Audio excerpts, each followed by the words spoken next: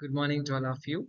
Myself, M. Rajan, Assistant Professor from Department of Agricultural Engineering at Sri Shanmugha College of Engineering and Technology. So, welcome to my lecture 5. This lecture will cover another two important so soil physical properties that are soil consistency and soil permeability. So first we're going to see the soil consistency and the definitions for the soil consistency and what are the and what moisture contents soil consistency will vary. Then we're going to see the Ottenberg limits. Then finally, we're going to see the soil permeability. In the soil permeability topic, we're going to see the definitions and the formulas for Darcy's formula for to find out the permeability of the soils. Okay, so this is all about the today's lecture. So okay, we can move to next slides.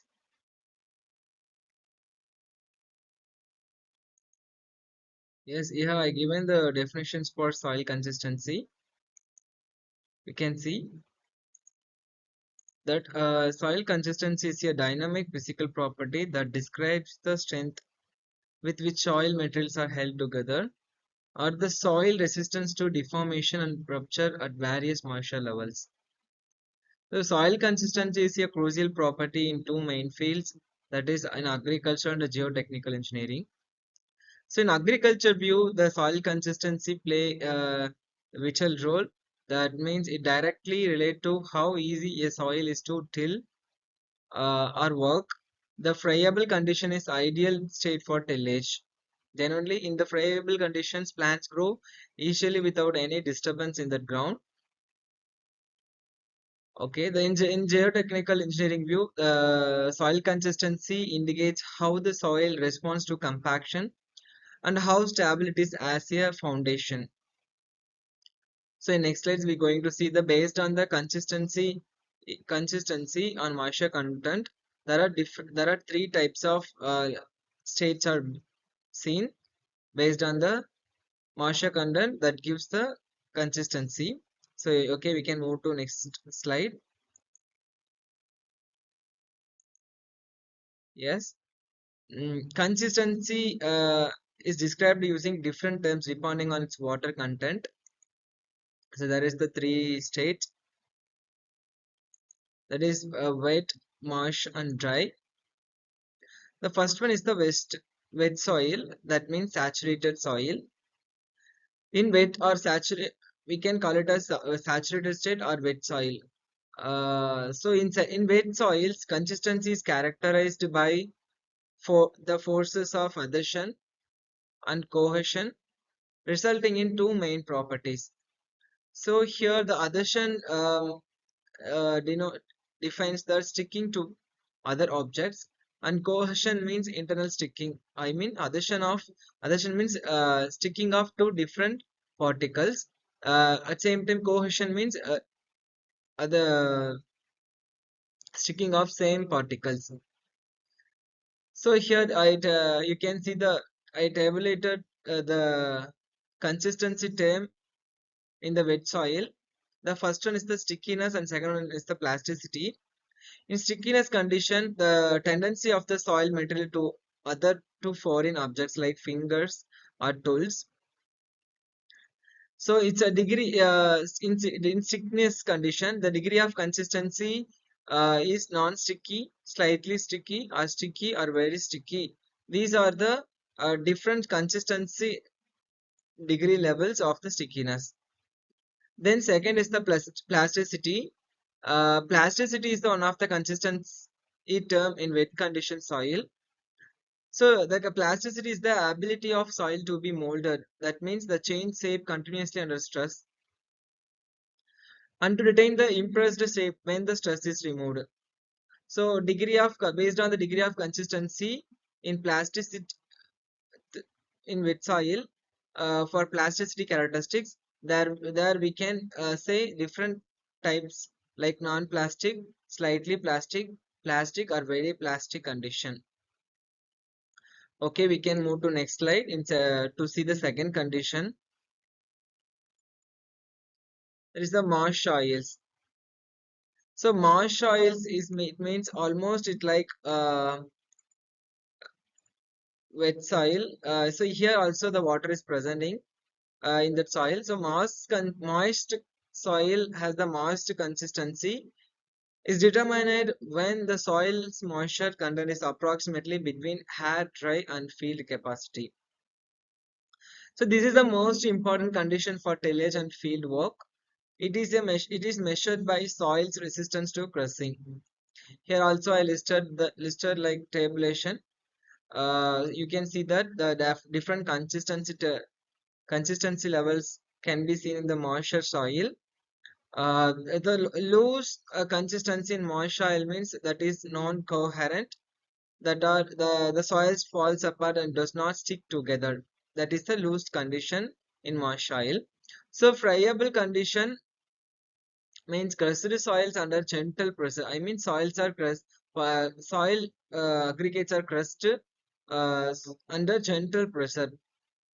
And firm condition consistency means the soils crushed under the moderate pressure, so that that leads to resistance in noticeable.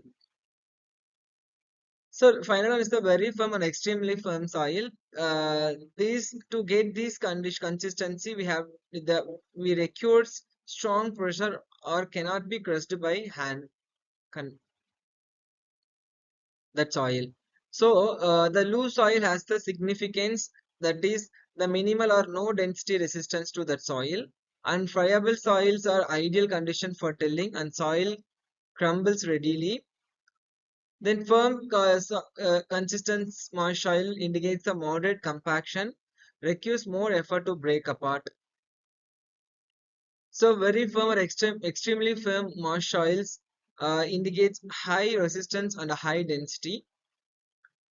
Okay, we can move to next slide to see the third type of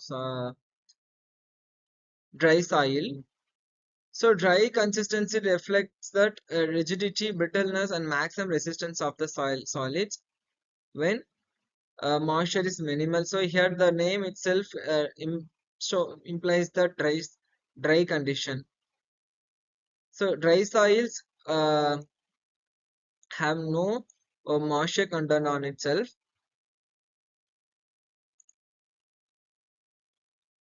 So dry consistency reflects the rigidity, brittleness, and maximum resistance of the soil solids when moisture is minimal. It is measured by the soil's resistance to breaking. So here also there are different consistency levels can seen in the dry soils like loose, soft, hard, and extremely hard. So loose dry soils are non-coherent, and let's say while soft dry soils breaks easily to powder under the slight pressure, and hard soils shows moderate resistance to pressure, barely breakable between the thumb and forefinger. So extremely hard consistency shows that give the resistance cannot be broken in the hands.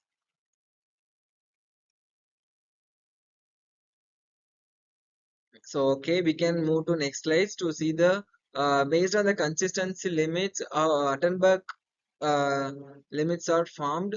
We can see the Attenborough limits in the next slide.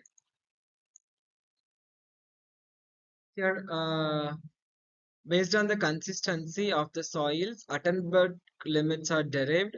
So here on right side, you can see the graph that how the different zones of soils has been classified based on the moisture content or water content in the soil. Yes, this slide focuses on the Attenborough limits, which provide a quantitative framework for understanding the behavior of consistency of fine-grained soils, particularly clay. So first of all, we have to what are the Attenborough limits. The Attenborough limits are a series of standard quantitative tests that define the critical water content boundaries at which fine-grained soils like clay change consistency from one state to another. So these limits are expressed as percentage of water content. So they are fundamental in geotechnical engineering for classifying soils and predicting their properties like shear strength and compressibility. So there are three main limits. The graph in right side illustrates the relationship between the total volume of soil mass and the water content in percentage, defining four major states of the soil consistency and the three limits that separate them. The first one is the liquid limit. You can see that LL or WL. This is the water content at the boundary between the plastic state and the liquid state.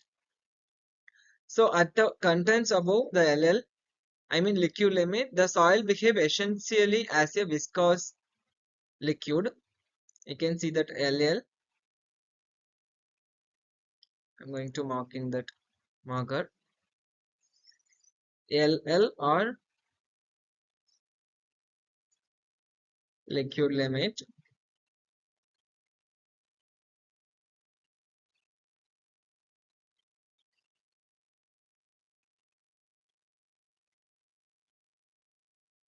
Then WP or plastic limit.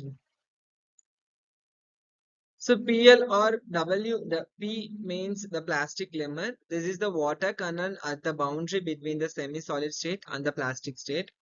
The plastic state is the range of water content where the soil can be molded or deformed without cracking. So I'm going to mark the WL or PL in this slide. So WP or LLP.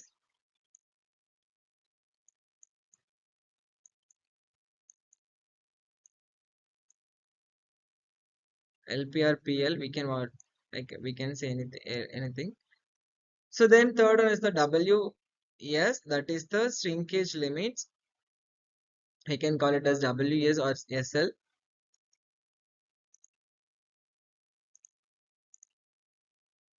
This shrinkage limit is the water content at the boundary between the solid state and semi-solid state.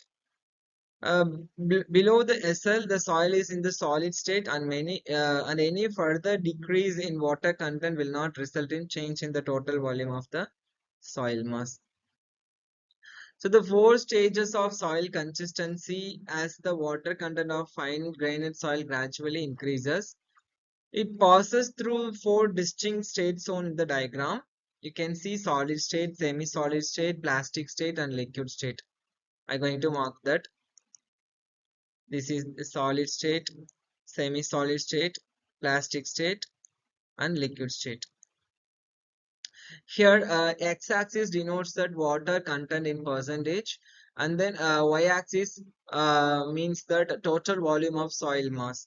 So, as mass of the soil mass, volume of the soil mass increases, water content also increased. Or we can say that if the water content of the soil is increased, then volume of the soil also increased subsequently or constantly. So then here the three points A, B, C given. A to B the stage, there is the different limits carried out. In the solid state, the BC is located. So here, 1 minute.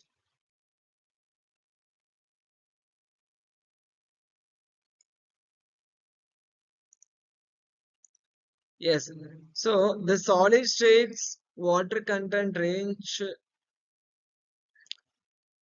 in solid state water content is less or equal to shrinkage limit. So it gives the characteristics like soil mass is stiff and volume is constant. In semi-solid state, you can see in the graph.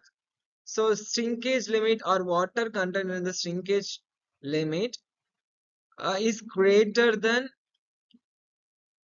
water content in the plastic limit.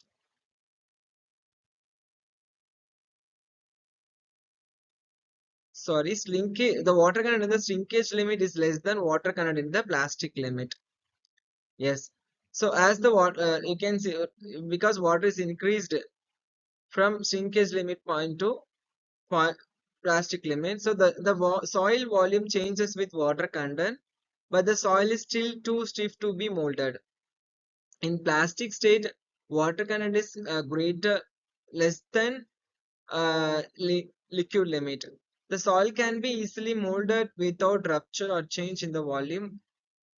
Then in the liquid limit, water content is greater than liquid limit. The soil behaves like a viscous fluid and has a negligible stray strength. So based on these three elements, we can derive the different consistency indices like plasticity index, liquidity index, shrinkage index.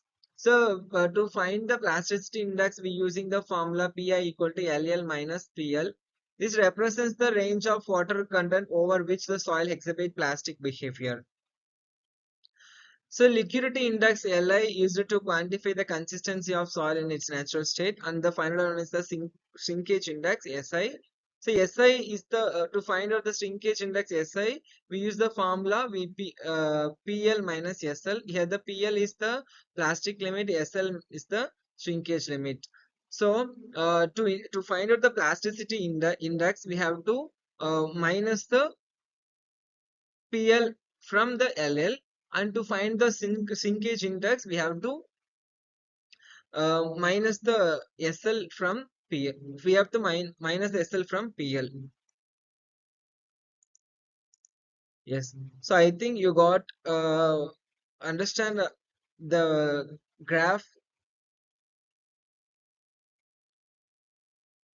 Okay, we can move to next slide. So before we go into the next slides, uh, the water content, you can see that this in solid state there is no water or little amount of water presented. In the semi-solid state, water is added in little more than solid state. In the plastic state, the water is added, and then if the moisture content in the plastic state is more than semi-solid state. In finally, liquid state is means the water is in a high level. That's why that we are calling it as the liquid state. Okay, I hope that you could understand that graph. We can move to next slide. Yes, we moved to another important topic, that is soil permeability. So soil permeability is a fundamental property of soil that measures its capacity to allow fluids, primarily water and air, to pass through it. So soil permeability is it is one of the most critical property in geotechnical engineering and hydrology and in agriculture, as it dictates the rate of water movement into and through the soil profile. The ability of soil to transmit water is quantified by coefficient of permeability and denoted as K. So K is also called hydraulic conductivity, or permeability is also called hydraulic conductivity, that is denoted in letter K. So unit for velocity, it is expressed as a velocity. So units for velocity also same for hydraulic conductivity or probability. That is centimeter per second, or we can take the units in minutes per day or meters per day. Sorry, meter centimeters per second or meters per day. Yes, we can move to next slide to see the Darcy's law. Yes, Darcy's law is used to found the value of K. Yeah, K is the probability.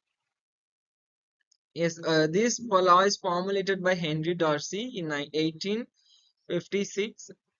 So this law governs the laminar flow of water through the saturated soil. So this law applies for laminar flow of water through the saturated soils only.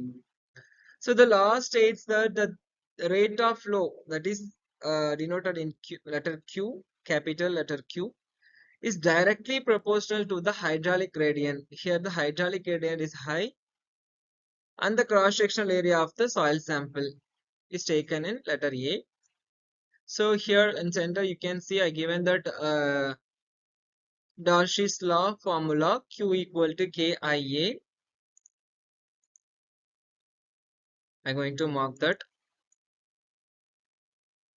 So Q is the total discharge of or flow rate. We can call it, we can say anything like discharge or flow rate.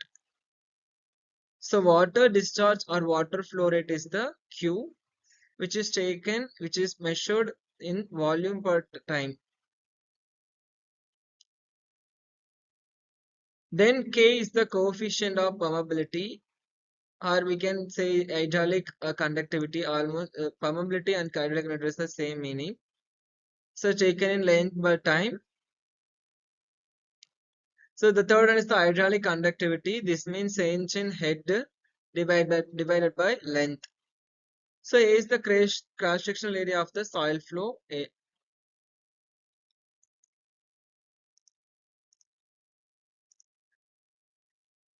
The first one,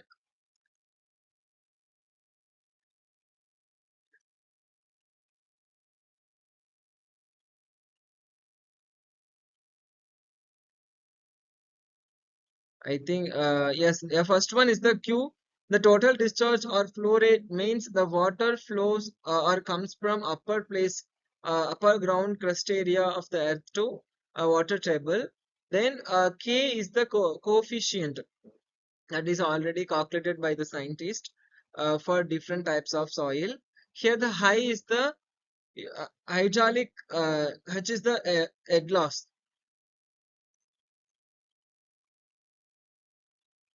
Head loss. Length is the area we're going to take into consideration or measurement.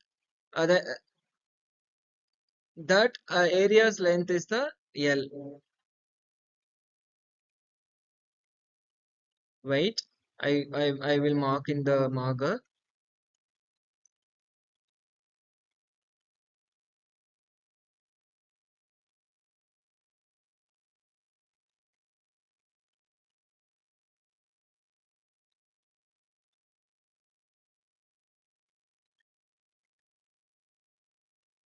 Delta H is the head loss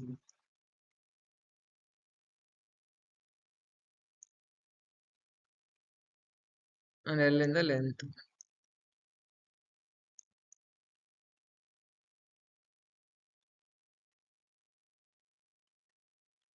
Okay, the Dorsey's law is used for find out the permeability of the soil. So based on this permeability characteristics, we going to apply this for engineering purposes to build the dam, or in civil engineering domain. But in agriculture domain, we can use this Dorsey's law formula to find out the permeability. Okay, in this slide you can see the factors affecting the soil permeability. There are several factors that are affecting the permeability in different conditions. So the coefficient of permeability K is highly variable and depends on both the properties of the soil and the fluid. So the factors includes particle size or structure, soil structure, void ratio, soil structure, and degree of saturation stratifications are the and fluid viscosity and temperature are the some of the factors that influencing the permeability of that soil. So we're going to see each one detailed in detail notes. The particle size or texture means the core soils have large interconnected voids leading to high permeability. So for that example is sands and gravel. So the sands and gravels contain contaminated soils having the high voids. That's why it having the higher probability. In contrast, that the fine soils having the low probability. So the second is the void ratio. Void ratio of the volume of soil, sorry, volume of the void Wait, I have to mention that here. I have to point at this one also. It's the first point particle size and texture. Second one is the wide wide ratio.